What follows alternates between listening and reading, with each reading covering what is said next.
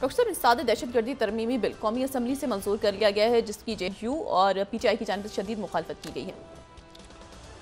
लेकिन जी इस पर भी बात कर लेंगे, लेकिन उससे एक ज़्यादा जो अफसोसनाक और परेशान कर देने वाली ख़बर है वो ये है कि एक दुनिया एक मैगज़ीन है और ये जो है ये दुनिया के मेरा ख्याल है कदीम तरीन मेडिकल जो तहकीकाती जो जराइद हैं, ठीक है ना, उनमें से मेडिकल पब्लिकेशन उनमें से एक है। ये 1823 से मुसलसल छप रहा है बरतानिया से, और लैंसेट, ठीक है, और मेडिकल की दुनिया में या साइंस की दुनिया में ये कोई नाम ऐसा नहीं है। तो लैंसेट ने जो है वो गज़ा में तो सारा, आपको पता है कि वहाँ पे सारे हॉस्पिटल्स भी तबाह हो चुके हैं और वहाँ पे लेबॉर्ट्रीज़ भी तबाह हो चुकी हैं और वहाँ पे डॉक्टर्स को भी शहीद किया जा चुका है, नर्सिंग स्टाफ को भी शहीद किया जा चुका है। तो वहाँ पर जो है वो एक अल हिली हॉस्पिटल, एक छोटी सी जगह, और वहाँ पर एक छोटी सी लेबॉर्ट्री की बाकियात जो हैं वहाँ पे मौजूद थी। तो वहाँ पे जो ये टीम्स गई हैं अभी वहाँ पे इमदाद लेके, तो वहाँ से 1300 जो शदीद किस्म बीमार बच्चे और औरतें और जो मुख्तलिफ लोग थे उनके वो ब्लड सैंपल्स बाहर लाने में कामयाब हो गए हैं। और वो जो ब्लड सैंपल्स हैं वो शदीद बीमारी में, उसमें कई जो हैं वो इन द मीन टाइम वो इंतकाल कर गए। लेकिन लैंसेट ने जो रिपोर्ट आज दी है जो है वो इंतहाई तशवीशनाक है। ये 30th में लैंसेट को कोट कर रहा हूँ। वो ये कह रहे हैं कि अब एक तो देखें ना, इन्फेक्शन ये होता है कि इन्फेक्शन फैल गया जी। या इन्फेक्शन जो है वो मतलब फैलने से मुराद है कि ट्रांसमिट हो गया, एक से दूसरे को, दूसरे तीसरे को फैलना शुरू हो गया, या फिर ये है कि वो इन्फेक्शन जो है वो आगे बढ़ गया बहुत ज़्यादा और बहुत multiple organ failure, septic shock की तरफ चला जाए, बहुत ज़्यादा हो गया सिलसिला, या ये कि एंटीबायोटिक्स दी और उसको और किसी तरीके से जो अपनी इम्यूनिटी है उससे वो ठीक हो गया इन्फेक्शन। लेकिन अब वहाँ पता ही चल रहा है कि वहाँ पर जो इन्फेक्शन है वो ऐसा है कि जो कि तकरीबन तमाम एंटीबायोटिक्स जो हैं, ये मैं 30th यहाँ पे, तमाम एंटीबायोटिक्स जो हैं वो उनसे रेजिस्टेंट एक नया जो नए जो बैक्टीरियल इन्फेक्शंस हैं उन्होंने वहाँ पे जगह ले ली है। अच्छा, ये multi drug resistant gram negative bacterial infections हैं, यानी आप इसको इस तरह से समझें कि कोई भी एंटीबायोटिक किसी भी अंदाज में दी जा रही है, 3rd जनरेशन जैसे सेफलोस्पोरिन हैं, उनसे भी ये रेजिस्टेंट है, और इनको अगर मिला के दिया जा रहा है तो भी रेजिस्टेंस है, ठीक है। यानी कोई भी एंटीबायोटिक जो है वो यानी 3rd जनरेशन जो सेफलोस्पोरिन हैं ये बड़ी मतलब बड़ी पावरफुल एंटीबायोटिक्स हैं, तो इनको दूसरों के साथ कंबाइन करके, तीसरे के साथ कंबाइन करके, तो ये जो है जो रिपोर्ट है वो ये बता रही है कि अब जो प्रॉब्लम है वो प्रॉब्लम ये हो गया है कि वहाँ पर एक इस तरह के इन्फेक्शंस ने जन्म ले लिया है कि जो एंटीबायोटिक्स से multi drug resistant gram negative bacterial जो है वो वहाँ पर जो बैक्टीरियाज हैं वो वहाँ पे सामने आ गए हैं, और ये जो है ये 1300 सैंपल्स वहाँ से लेके गए हैं, और ये जो है ये multi drug resistance was classified was defined as a bacterium that couldn't be killed by at least one drug in 3 or more classes। तो अब ये जो सिचुएशन है वहाँ पर ये बहुत ज़्यादा बड़ी परेशान कुन सिचुएशन है। और इस पे फिर मैं यहाँ पर ये जो ABC न्यूज़ को भी मैं कोट कर रहा हूँ, उन्होंने लैंसेट की ही रिपोर्ट को उन्होंने कोट किया है। ABC न्यूज़ ने 31st high level of multi drug resistant bacterial infection in Gaza. तो ये जो एक सिचुएशन वहाँ पे बहुत से इश्यूज़ हैं ना, कोई एक मसला तो है नहीं। लोग जो है वो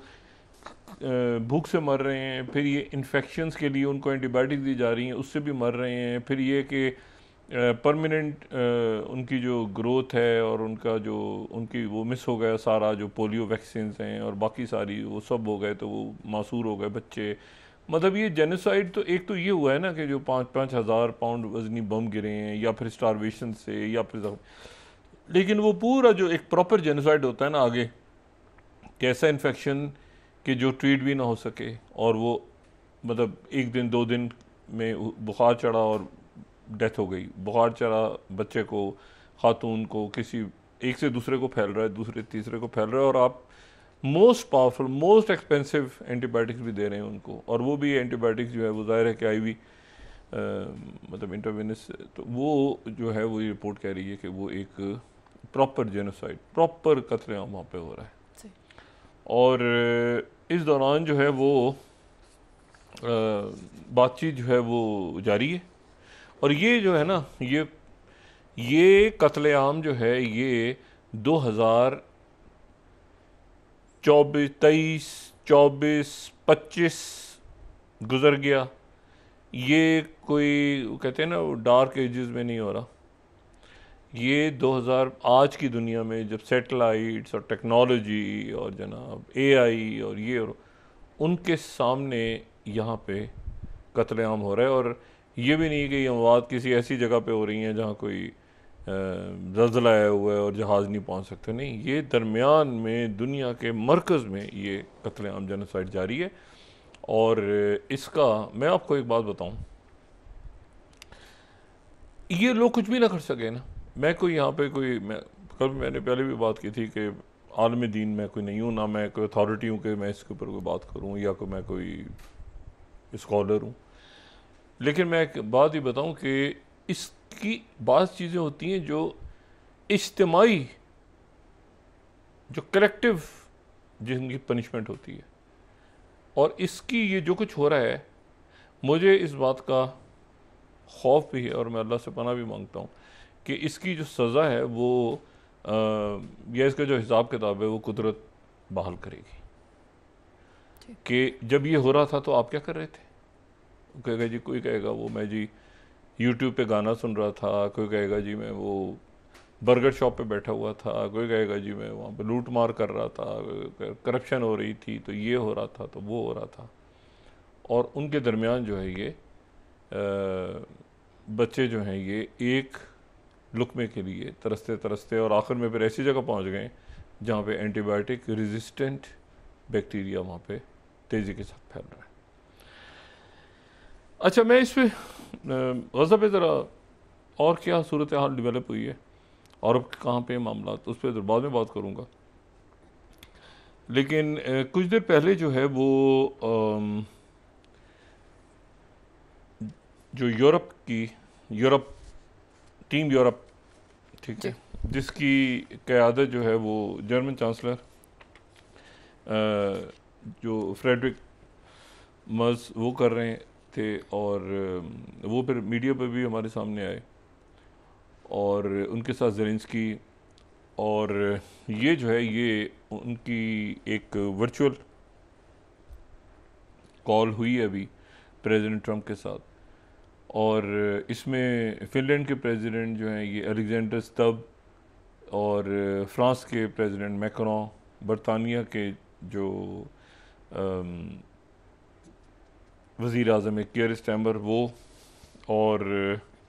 ये जो है ये सारी शख्सियात उसमें शरीक थी जो कि, और फिर जो EU की प्रेसिडेंट वहाँ पे थी उर्सुला वॉन डर लेyen, और नेटो के जो सेक्रेटरी जनरल हैं मार्क रूटे, वो सारे जो हैं ये उस कॉल में मौजूद थे जो इन्होंने प्रेसिडेंट ट्रम्प के साथ गुफ्तगू की और उसके बाद एक नेटो के सेक्रेटरी जनरल का उन्होंने एक्स के ऊपर एक मैसेज भी डाला है। अगर वो हमारे पास हो तो हम दिखाएं, अगर पॉसिबल हो तो, वरना रहने दें। अगर उनका वो जो एक्स पे मैसेज आया है, अच्छा, तो उन्होंने बहरहाल मीटिंग की उन्होंने की और ज़ेलेंस्की जो है ये बर्लिन पहुँचे हुए थे आज, और ये जो कॉल है ये बर्लिन से फिर, और ये सारे जो रहनुमा हैं ये बर्लिन में मौजूद थे और बर्लिन में जर्मनी में जो है वो इन्होंने फिर प्रेसिडेंट ट्रम्प से बात की, क्योंकि प्रेसिडेंट ट्रम्प जो हैं वो अगले चंद घंटों में 24 घंटे, क्योंकि जुमे को मुलाकात उनकी होनी है अलास्का में, और वहाँ पर उनकी अलास्का में मुलाकात होनी है और मुलाकात जो है उनकी वो फोर्ट वॉन्ड्रिथ मिलिट्री एयरबेस पे उनकी जो है ये मुलाकात हो रही है। एक मिलिट्री एयरबेस है वहाँ पे, और जो अगर आप इसका पता करें प्यूटिन वहाँ से आ रहे हैं। अच्छा, मैंने ये पहले भी बात की थी कि 9 घंटे की फ़्लाइट प्यूटिन की है क्योंकि वो मॉस्को से आ रहे हैं, और ट्रम्प जो है उनकी तकरीबन 8 घंटे की फ़्लाइट है, वो वाशिंगटन डीसी से। तो ये जो दोनों शख्सियात हैं ये इस जो एक मिलिट्री बेस है, अच्छा ये एयरफोर्स और आर्मी, यानी अमेरिकन आर्मी और अमेरिकन एयरफोर्स पहले अलग अलग थी, फिर ये कंबाइंड हो गई, तो ये जो है ये वहाँ पे ये एयरबेस मौजूद है और ये पैसिफिक कॉम के अंडर आती है। सही। जो यूनाइटेड नेशंस की जो कमांड हैं तो पैसिफिक कॉम के अंडर जो है ये बेस आती है। तो प्यूटिन जो है वो भी यकीनन अगले चंद घंटों में या जब भी वो फ्लाई कर रहे होंगे, 9 घंटे की फ़्लाइट उनकी,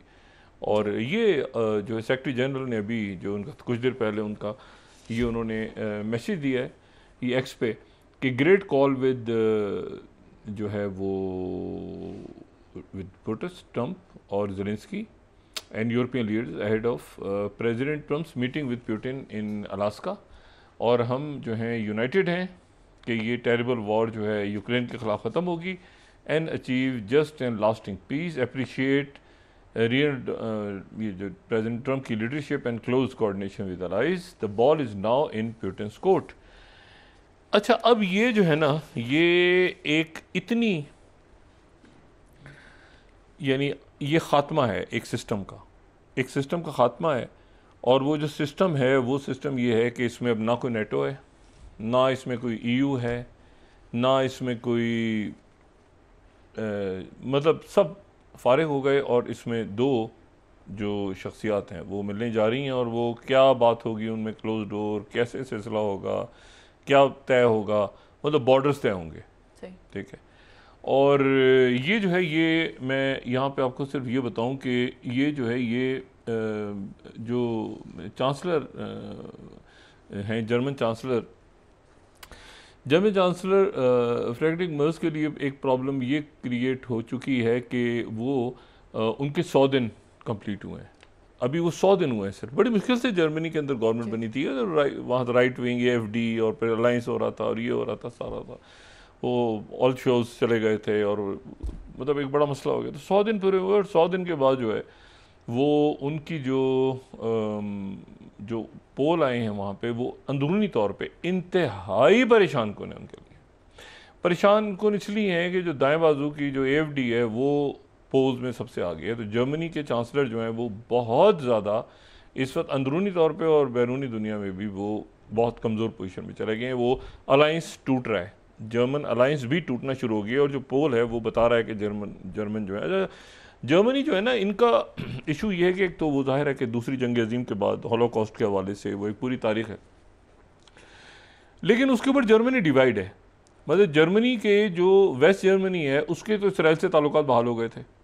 और ये बहाल हो गए थे 52 में, फिर 65 में वो बाकायदा बने ताल्लुकात। लेकिन ये हुआ कि इसराइल के पासपोर्ट पे लिखा होता था कि आप जो हैं वो दुनिया के इन मुल्कों में जा सकते हैं जर्मनी के अलावा। मतलब इतना जर्मन्स का और इसराइल का जो है मामला इतने ज़्यादा ख़राब थे। लेकिन फिर ये हुआ कि इनके ताल्लुकात बहाल हो गए, लेकिन ईस्ट जर्मनी से कभी नहीं हो सके। मतलब ईस्ट जर्मनी जो है वो, मतलब बर्लिन वॉल तो गिर गई, लेकिन जो ईस्ट जर्मनी है वो अभी तक इसराइल के बारे में ख़ास तासुरात हैं उसके, और जो वेस्ट जर्मनी है उन्होंने तासुरात अपने ज़रा बेहतर करने की कोशिश की है, सबसे ज़्यादा उनका बड़ा ट्रेडिंग पार्टनर बन गया। और जो है वो जर्मन जो हैं वो आप ये समझें कि अब ये आते हैं ना, इलॉन मस्क ने कुछ अर्से पहले AFD के एक तकरीब से ख़िताब करते हुए कहा था कि माजी में जो गलतियाँ हुई उससे निकल के बाहर आओ। AFD को मुखातिब किया था कि जो कुछ हुआ माजी से निकलो। अच्छा, तो वो जो है वो AFD को सपोर्ट, अब वो AFD आगे निकल गई है। पोल्स जो आए हैं वो उसमें AFD आ गई है, और जर्मन चांसलर जो है उन्होंने शदीद दबाव के बाद चंद रोज़ पहले जो है ये कहा कि हम इसराइल को असले की सप्लाई बंद कर रहे हैं, क्योंकि उनका अपने अंदर जो जिनके साथ अलायंस है वहाँ से एक मुखालफत शुरू हो गई थी कि आप क्या कर रहे हैं। मतलब एक एक एक जो ना इंटरनल इसराइल के ऊपर एक बहुत बड़ा वहाँ पे एक जो है वो जर्मनी में तकसीम है, और पूरी हिस्ट्री है उसकी सेकेंड वर्ल्ड वॉर से और उससे पहले की। तो जो जर्मन जो है अब उसका नतीजा निकला कि अंदर जो है उनकी जो उनके जो पोल्स हैं। अच्छा, फिर AFD को उन्होंने तो एक टेररिस्ट ऑर्गेनाइजेशन डिक्लेयर कर दिया, वो पोल्स में सबसे आगे है, वो सबसे आगे जा रही है पोल्स में।